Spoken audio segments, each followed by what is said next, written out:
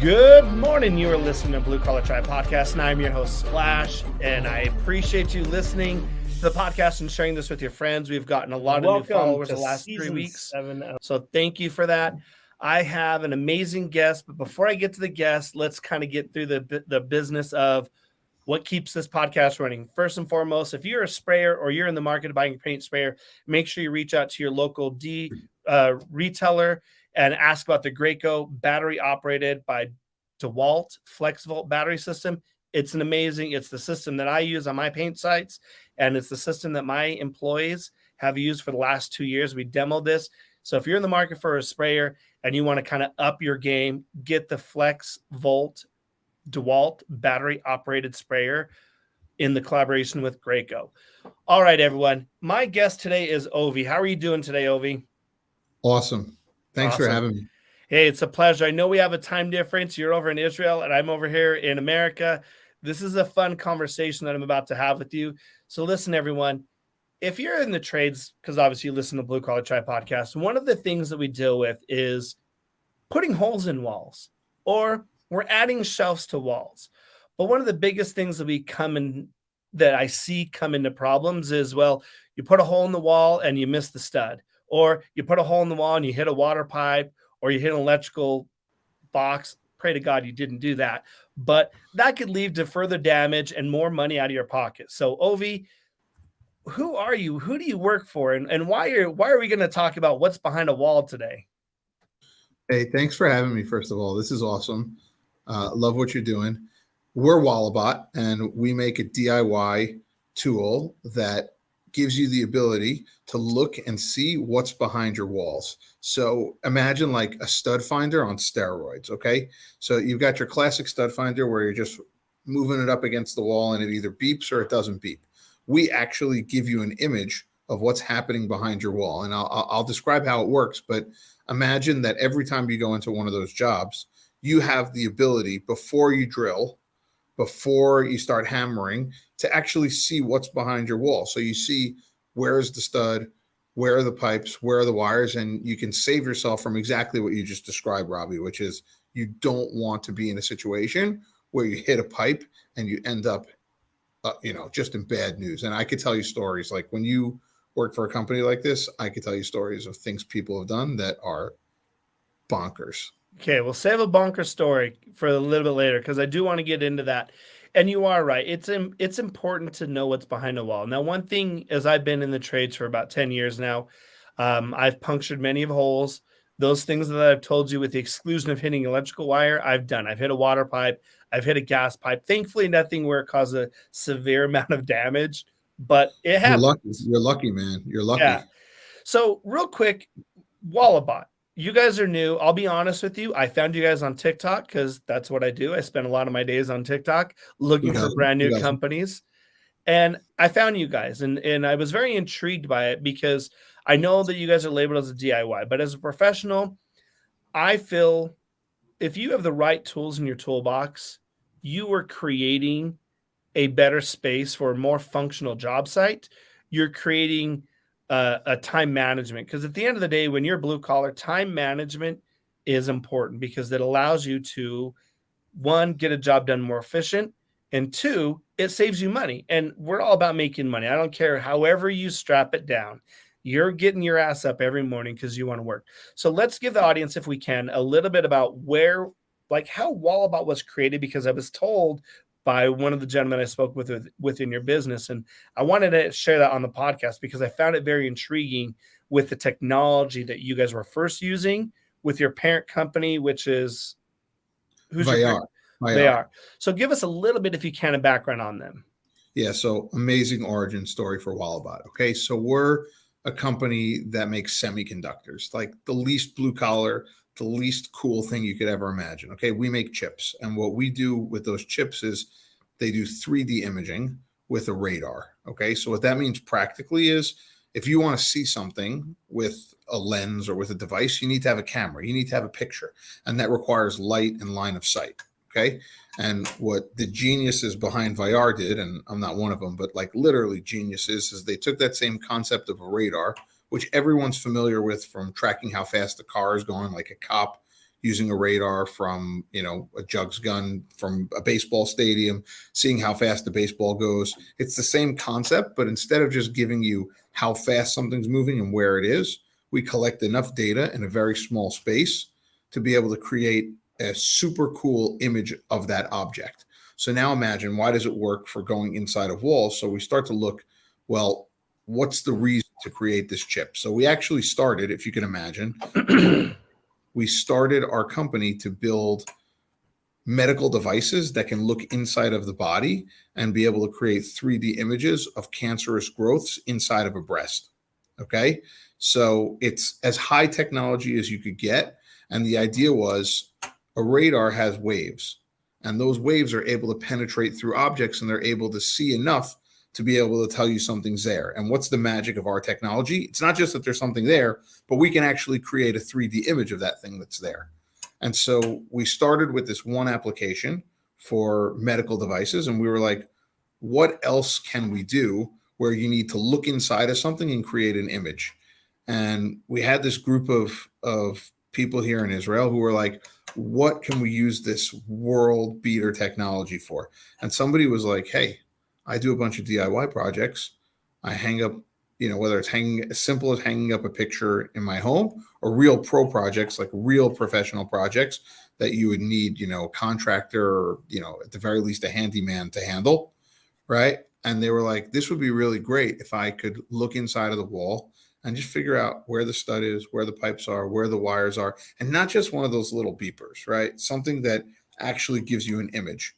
So we started to build concepts around that, and we started to say, okay, same exact thing we're doing with medical devices to look inside of the skin, to penetrate through the skin to create 3D images of cancer. So we can use the same technology for something that's way downstream, like way more applicable to the common man, the common lady, and create a tool that somebody can just use to look inside of his or her wall and know what the heck is on the other side. So that's kind of the origin story. There's so many more layers to it, but that was like the origin was this thing can see inside of things. We used to call it at that time Superman vision. What would be a cool way to use that? And we just started building, and we were like, hey, all of us like to do DIY projects. Wouldn't it be awesome if we had one of these? I like it. I like the Walabot name, and we'll get to that. But you should have just kept it as Superman Vision for wall searching. I've demoed your tool. I've actually been demoing your tool for about 3 weeks now. I like it. It's very handy. Thank you. It's a lot better than the beep in the aspect of I know exactly where I'm going to be putting a wall in. Now, one thing you said, hanging pictures. I don't know how it is across the world, but in videos I see on social media, I'm seeing a lot of people put a shelf up that's like 3 feet or 4 feet long, and they'll hang like 4 pictures on. They'll set the pictures on the shelf. So instead of actually traditionally hanging it on the wall, they're putting a shelf. And one of the things I've noticed with that is these aren't just like your 8x10s. These are like 40 by 45s. They're massive. And it started making me think like, okay, that's a lot of weight going on the wall. And I'm sure all of us at some point have hung something on the wall and it fell down. I think it's just one of those like passages of life, right? Your first home, your first broken toe. It'll happen to everyone. And if you're lucky enough, you've had something hang on the wall and it falls right off and hits you in the head. But Walabot is going to take that away, because what I have found is what we can see behind the wall. And before we get into that, I do have a question, and I ask this to all tool creators that I have on the podcast. How many runs, if you know, how many demo products did it take to get to this final? Because you guys have 4 versions now, I think. Yeah, and I will even stop you in the middle of the question. When we think as a technology company, So our perspective is there's no such thing as a final version, right? We have products that sell and they're great versions, but our sensor, it's a sensor at its core, right? Mm-hmm. It has two elements to it. Number one, it has the hardware. So somebody buys it and they have hardware. But what's amazing about it is that there's a software side of it too. So what that means is you take the, this tool that sits on your cell phone, okay? Whether it's iPhone, Android, it connects to your phone. And then the imaging that you see doesn't come on our tool, it comes on your screen. Mm-hmm. So what that means is that I have another way to always be improving my product on the software side. And I have another way in which if I want to add more tools, if I want to include new features, if I want to change something, so I can do all of that over the air. So on the one hand, we've got hardware, and I can tell you how many times it took us, how many runs it got till we got something sellable, right? Until we got something sellable, wow, it took us a long time because it was also our first ever consumer product. Oh, wow. So it wasn't just our first ever tool. It was our first consumer product. We're not in the US market. We're in Yehud in Israel, which is really close to the airport for those who have been here. We want everybody to come visit us. Israel's amazing, but it's not like a tools hotbed. You know what I mean? Yeah. Like you're not surrounded by people who are super interested in this type of thing. It's a high-tech zone. So there's a lot of different there was a lot of learning that went into it, and we're continuously learning. There's no such thing as a final version. There's a version that's selling right now. It's awesome. We stand behind it, but the version that somebody buys now can still get better on the software side. And we'll keep improving. We've had 3 or 4 different runs since we released it, 3 or 4 different runs of hardware where we've improved the hardware. We're in a pretty good spot with the hardware now. So I don't think that'll have major changes in the near future. But when it comes to software and features, we're also open from your listeners, Robbie. Any of your listeners who have a great idea, just let us know. We're all about that interaction, the feedback, making things better. And that's good for a company. That's great for us as consumers to hear from a company say, hey, we're going to listen. It's that thing of like, even though there's a toaster made or someone figured out how to slice a bread, 1/16 of an inch, some of us like thicker Texas style bread. It's always good to know that there's a change out there. How did the name Walabot come? Were you part of that? I'm always curious how someone comes up with a name. Okay, so we had a guy here who is not with us anymore. I mean, he's with us, but not at Bayar anymore. Malcolm Berman, who was the mastermind behind the Walabot brand. And there was kind of 3 things that went into it, right? There's obviously wall, you're seeing inside of a wall. Mm-hmm. And bot kind of had 2 different elements to it, right? So there was 4 things, right? There's the wall piece of it. There's the bot, which was like at the time, this was like maybe 4 or 5 years ago when we started thinking about this, maybe even 6 already. And like chatbots were a big craze. So we were like, it's like it talks to you and tells you what's on the other side of the wall. But much more prominently, it was like, it's not a robot, it's a wall bot. So it was like kind of like wall robot. And then also in Hebrew, when something's really cool, you say voila, like voila. So it like had all those elements where it was like kind of like the voila, wall, robot, bot. And we just kind of put it all together and we were like, hey, Walabot. And it just kind of stuck. You know what I mean? Yeah, I like it. That's extremely interesting. I would have never, ever. I mean, I got the wall part, but the bot, I was like, it didn't make sense. But that's a beautiful way of coming up with a name. All credit to Malcolm Berman. I will say this. Yeah. I know that in your website, it does say DIY. Listen, I know that blue collar people, we kind of have this chip on our shoulder.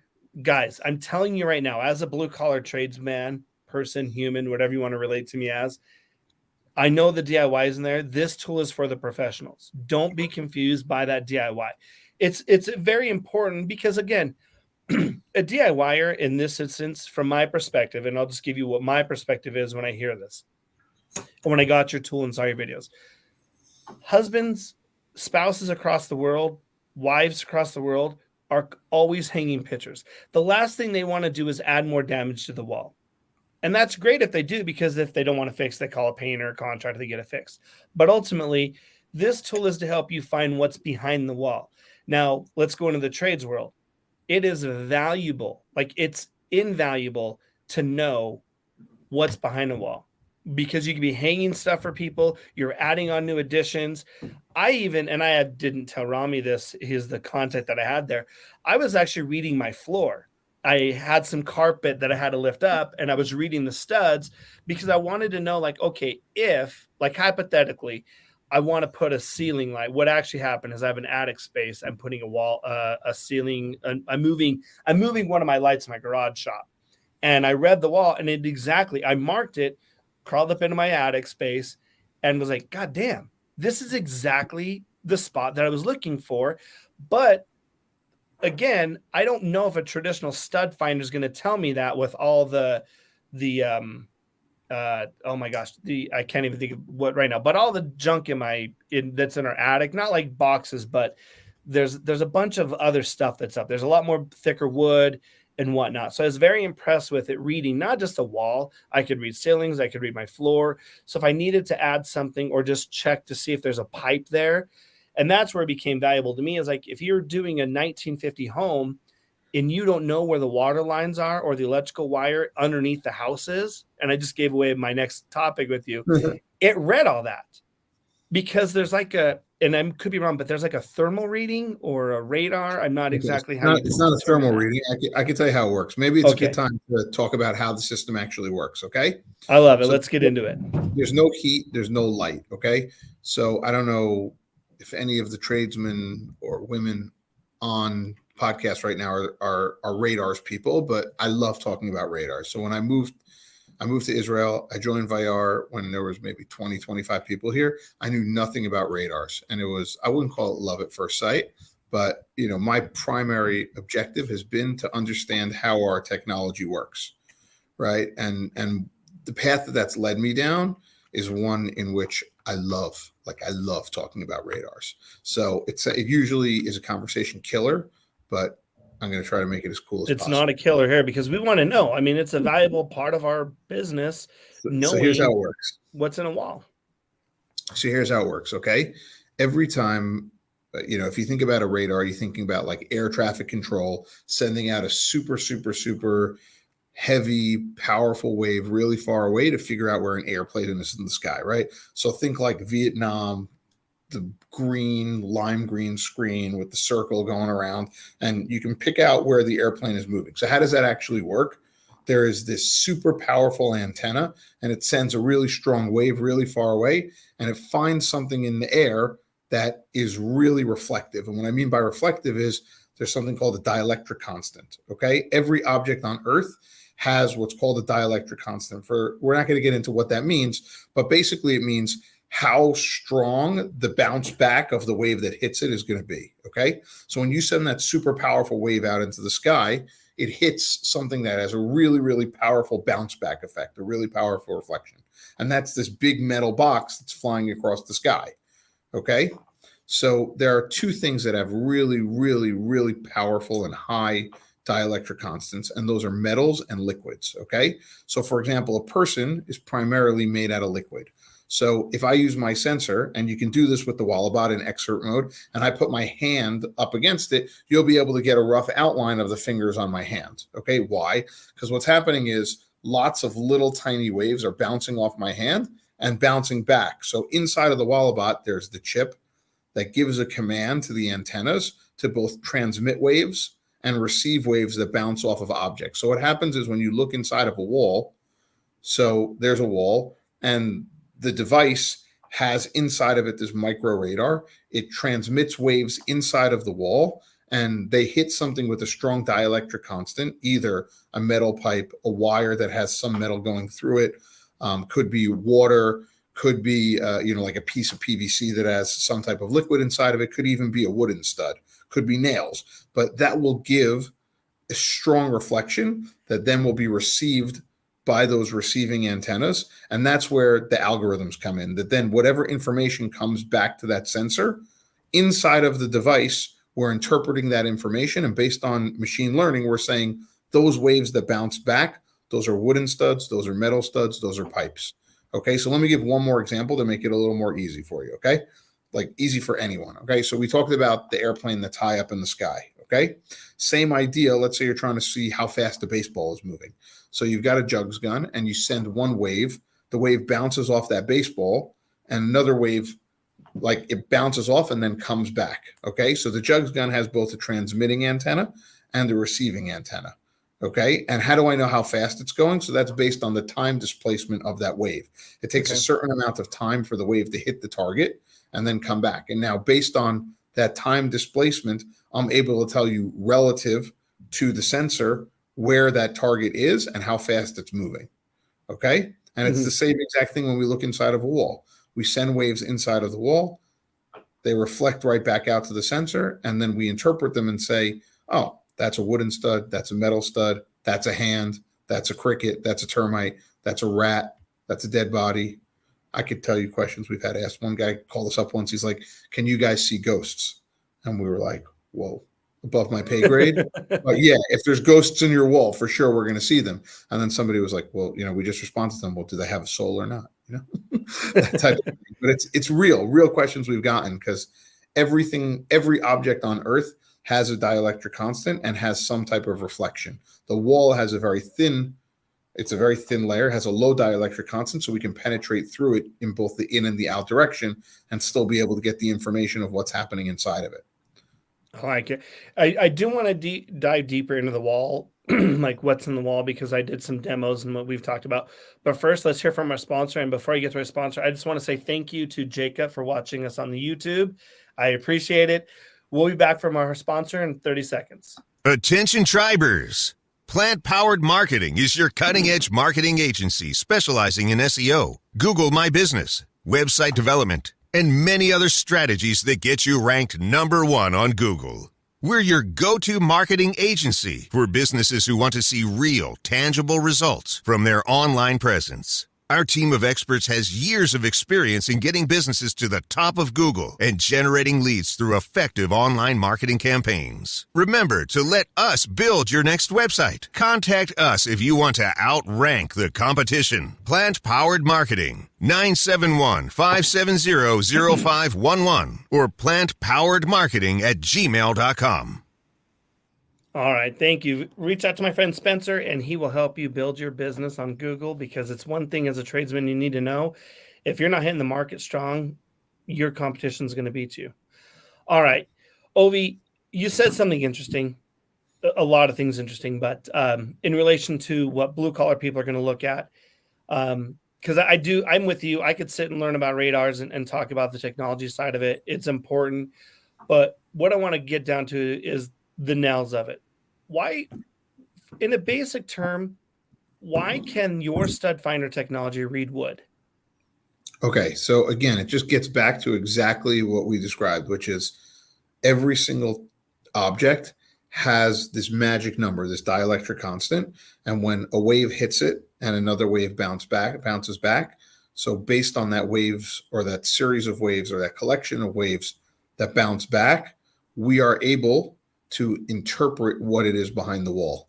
And so if you know a little bit about machine learning, right? So the way it works is you get lots and lots and lots and lots and lots of data points, okay, to really bring it down to simple terms that a guy like me could understand. We get lots and lots and lots of data points. We understand patterns. And then we say, based on those patterns, I'm able to predict with very high confidence that what's happening now is the same thing as what I saw over the last 100,000, 200,000, 20 million data points. So we see what wood looks like from a radar signature perspective, and then we're able to reinterpret that, and boom, that's exactly what it is. It's wood. And the technology you have, so the Walabot that I have, I can't exactly remember what model. Let me see if it'll tell me on here. The Walabot DIY2 is the one I've been using. There's two settings on it. There's one that basically, and we will show, I know this is an audio podcast.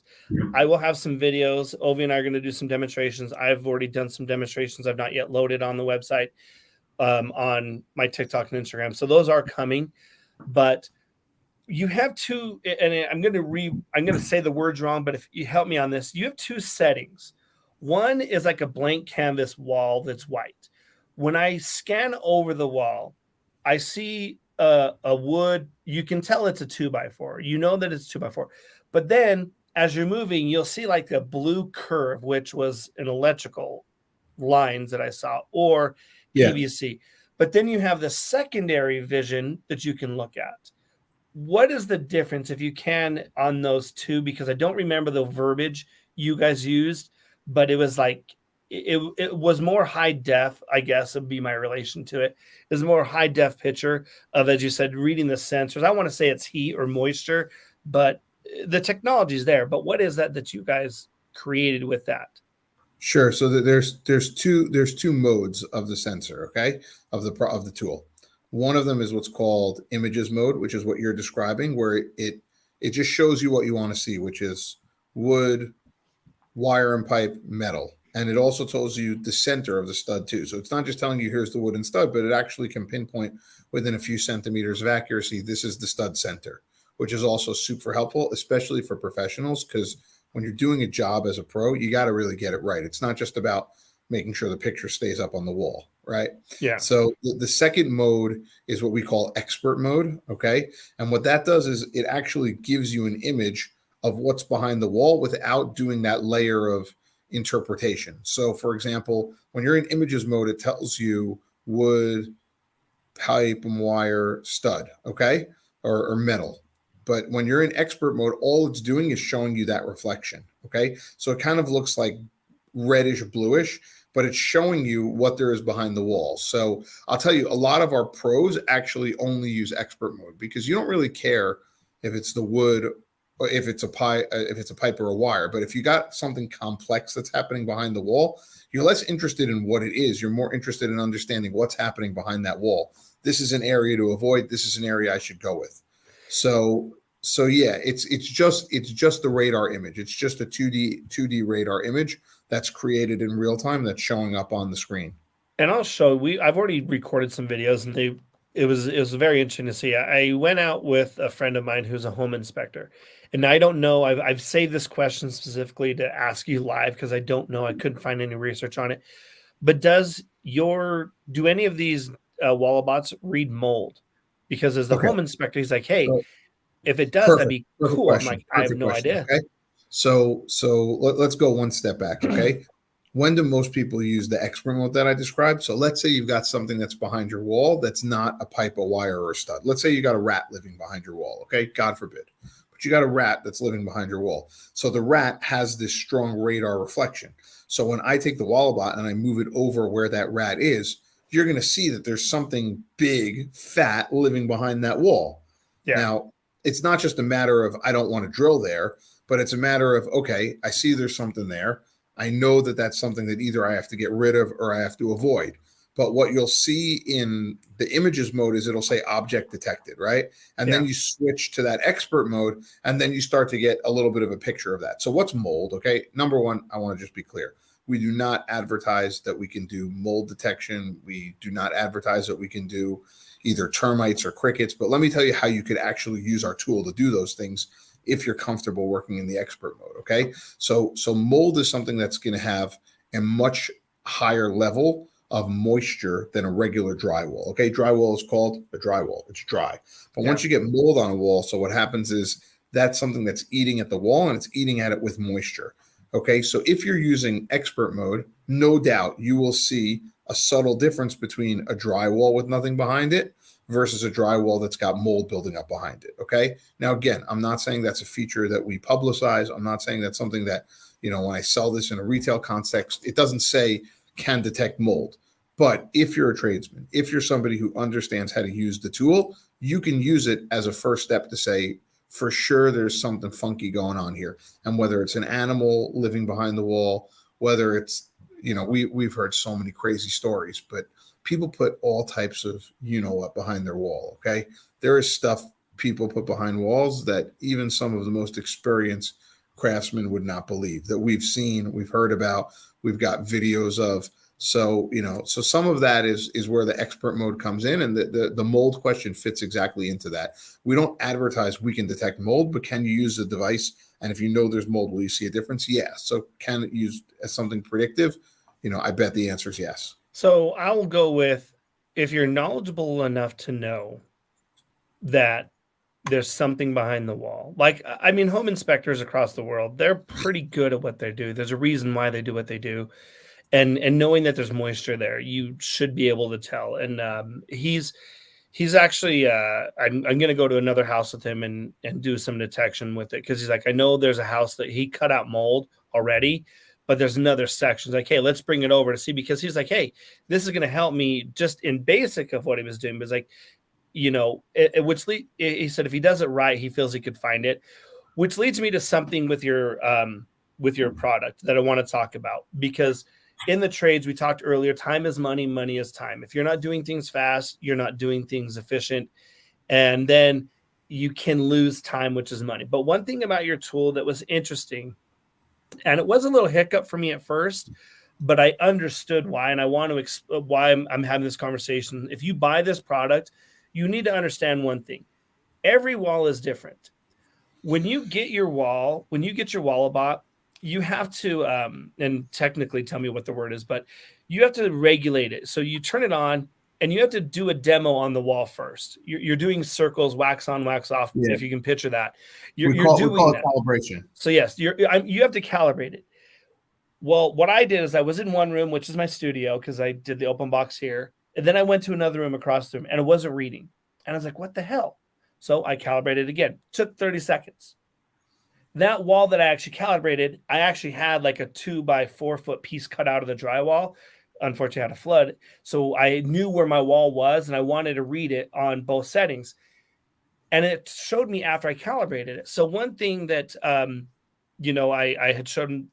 I've shown 3 other tradesmen this tool and we had talked about it. Because for me, when I demo tools, I don't want just my perspective of it. I also want to hear other professionals, what they, I trust their opinion. That's why I work with them. Sure.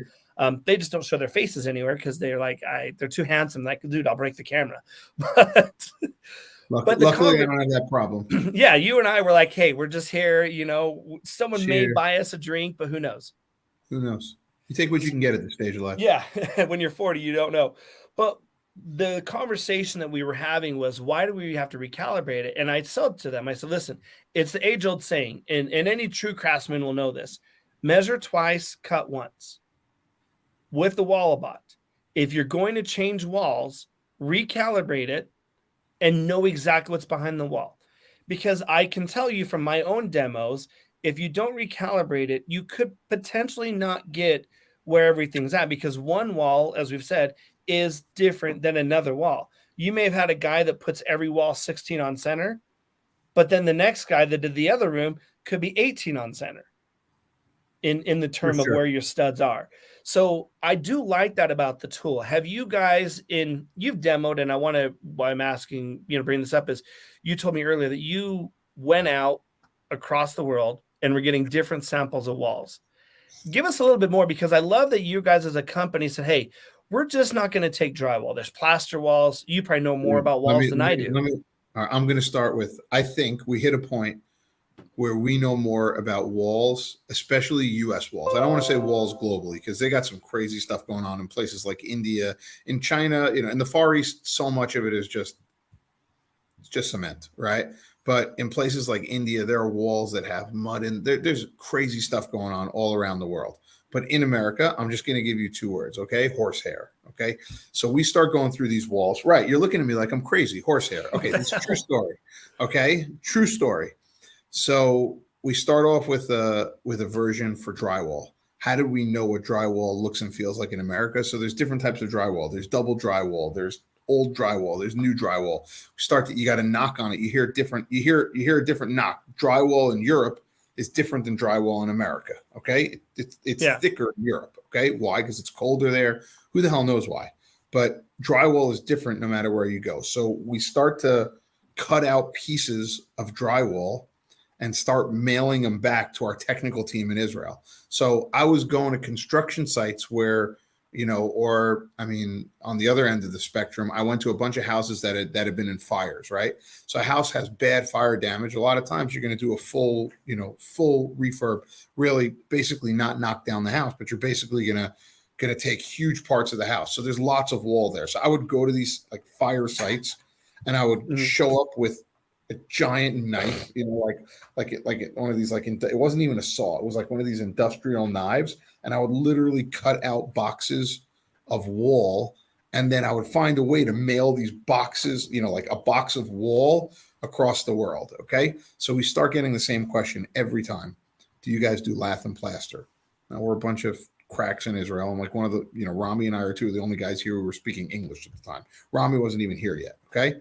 So we're like talking, we have a meeting like, does anyone here know what lath and plaster is? And all these Israeli guys are like, no. We're like, can somebody please do a search of lath and plaster, and does this work? So we start looking and we start understanding like lathing. So I have a friend, one of my really best friends is, a little bit of a carpenter, but he does basically like not windows, but he does, how do you say it? Drapes. He's drapery. Okay. Contour drapery, folks. If you're in the New York area, big plug. Okay. Mark Kalis. So he does drapes. So I start calling him up. I'm like, Mark, I don't know anything about walls. Take me to sites. So he starts taking me around with him in sites, and he's taking me to places in Manhattan. And I have another friend who flips out boilers, who's like, real hardcore blue collar work, flipping out boilers, improving people's heat all around Manhattan. And he's also taking me to sites. And everywhere I go, it's the same ask. Can I take a little bit of your wall? Which is a strange thing to ask someone. But we started building this collection, and in the Northeast pre-war homes in the Northeast United States, many of them have this wall type, which is called lath and plaster. So the lathing is like, basically it's like wooden strips. Okay. It's like wooden strips. And then there's plaster that connects those wooden strips. So it's these wooden strips and then a big, thick stud that goes like diagonal across those strips to give it form. And then there's plaster that basically sucks all of that in and makes it into a wall, and then you paint over it. Okay. Now, what's going to blow your mind right now? So these walls that are made of lath and plaster, every type of plaster is different. There's no standard for plaster. So people in like the 20s, the 40s, the 30s, people in the early 1900s, they're putting whatever the hell they can get into this plaster to make it stronger. So we start testing these walls, and it's a pretty sensitive sensor, and everyone is coming up different. Like every single wall, we're like, what the hell's going on here? So we start pulling them apart, and we're pulling apart these walls with lath and plaster, and we keep seeing hairs in the plaster, and we're like, what the hell? There's hair in this thing, and we're pulling all types of crap out of there, but we just keep seeing hairs. So we start doing research, and it was like one of the most common ways in which people made this plaster was to put horsehair inside of the plaster as like a sticking agent. So we've got these walls in our hair, not just weird, crazy. So like I can take you, when you come to Israel, all you guys are invited. Anyone listening to the podcast is invited. You come to Israel, come to our office. I will show you walls, pre-war walls that we pulled out of houses in Boston and Chicago, all around either the upper Midwest or the Northeast in the US, that have this thick plaster, and you can literally pull the hairs out yourself. So we got to a point, and I think we're still there, where we know more about walls than like anybody. Like we know so much about what is inside of a wall in a US home. It's crazy how much you learn. And interesting, I would imagine the horsehair had like some type of binding complex to it. But the great thing about you guys doing that and traveling across the US, which sounds like a job I would love to do, it's awesome. Is you cared about the product you were making for the consumer. We don't see, we do see it now, but there's so many knockoffs. A stud finder is a stud finder. There's a guy that did a video on TikTok. He had like 4 million views about a stud finder, and it was like him doing a reflection of himself with a mirror, which is kind of funny. But it was, seeing all these other people use other stud finders. Like I have 5 different stud finders, and I've tested them. I have not released the video because, I want to wait before I wanted to have you guys on. And it was interesting to see how pinpoint your product was comparable to other, we won't name brands, that are out there on the market that have been out for years. And so what it shows me is you guys, one, have cared about the technology, which is the first important thing. Second, you said, okay, we understand that there's not the same kind of wall built. The weirdest thing I've ever seen in a wall I've demoed was hay. I've seen a lot of hay. I'm in Utah, and in Utah, Nevada, I've seen hay. I've also heard of wire mesh in walls, like Adobe, Sure. the house I grew up in. one of the homes that I lived in, grew up in, was an Adobe type home. There was a mess, like I want to say chicken wire, but the fact that you traveled and said, hey, we know that there's gypsum's not the only type of drywall. You've taken that next step, I think, above anybody that I've heard and read about, and said, hey, let's go and tear down a wall or take sections of it, and let's really put it to a test, which is a testament to Walabot. I know that you're pressed for time. We're going to do some videos. Where can people, walabot.com is where you guys are at? Walabot.com/DIY. Sorry about the DIY backslash for the tradesman. No, that's. But you know what, though? In the scheme of blue collar workers, the DIY it's just a 3-letter word. At the end of the day, we're going to buy the tools. I mean, I know DIYers that have better shops, like better craftsman shops than I do. But I also know DIYers that buy low-level sprayers that are calling me like, hey, dude, I need to borrow your professional sprayer. I'm like, no, I'm not. I'll come do it for you. But at the end of the day, the DIY, to me, craftsmen are the one putting things on the wall. But how many husbands and wives are hanging things on the wall all year long, all month long?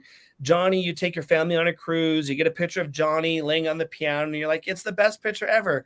Let's get a 50 by 50 to hang on the wall. You want to make sure you're finding the stud in the center to do what you need to do. Totally. Ovi, I can sit and have hours of conversation. I really do think we're gonna have to go round 2 with this. If someone's in Vegas, I will be at the trade show. Huge announcement. Not huge, but I will be at the Vegas trade show at the end of the month.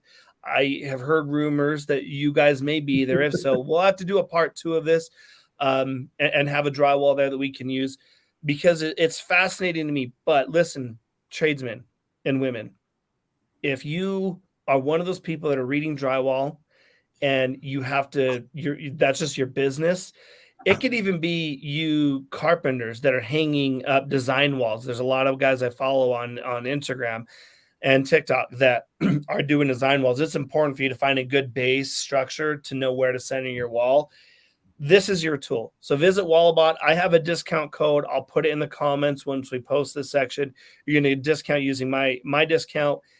Ovi, is there anything else you want to let anyone know before we run out? Because I know we're going to do a video and you'll be able to see I keep wanting to say thermal. I'm so sorry. It's a radar, but it's the 1980 movies that shows thermal. I think the Predator. That's exactly where I'm getting it from, is the Terminator and Predator, because it looks almost like that. You're seeing that yellow, blue, and red.